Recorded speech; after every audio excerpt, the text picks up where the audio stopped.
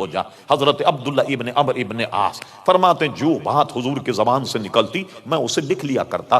قریش کے کچھ لوگ میرے پاس آئے اور مجھ سے کہا یا عبداللہ تم اپنے نبی کی ہر بات لکھ لیتے ہو، کبھی وہ غصے میں بھی ہوتے ہو، کبھی شفقت اور پیار محبت کے عالم تم تو لکھ لیتے ہو۔ یہ حدیث ہے۔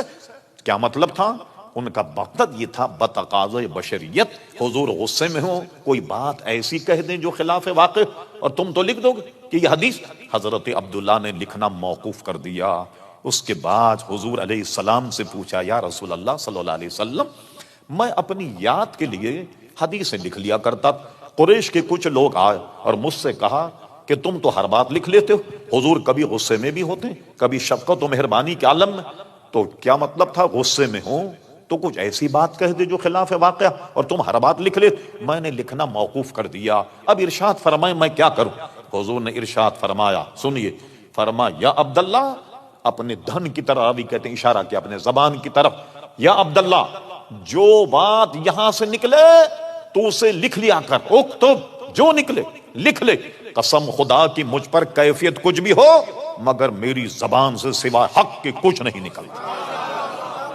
یہ معیار دیکھا آپ نے؟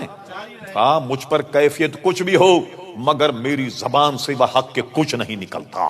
اس لیے علماء اہل سنت نے لکھا نہ حضور کے قول میں کوئی غلطی ہو سکتی ہے اور نہ حضور کے فعل میں کوئی غلطی ہو سکتی۔ وجہ کیا ہے؟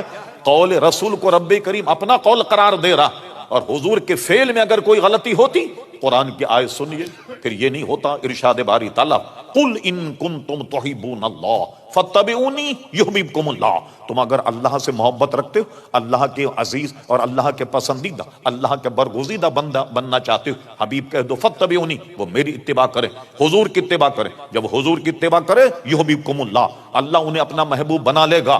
اگر حضور کے فعل میں کوئی غلطی ہوتی تو ان کی اطاعت واجب نہیں ہوتی۔ پھر معلوم ہوا نہ فعل میں غلطی ہے نہ قول میں کوئی غلطی ہے۔